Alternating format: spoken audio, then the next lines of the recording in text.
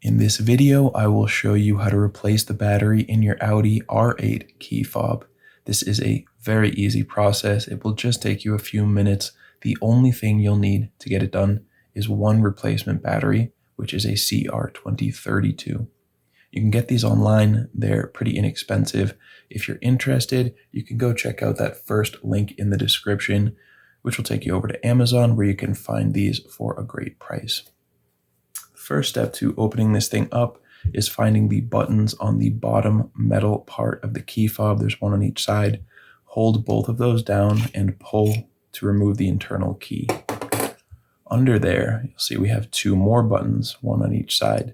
You're once again going to hold both of those down and just pull and wiggle until this piece starts to come out, and then you can just pull it out. And here we go. There is the battery. Simply remove it with your fingers.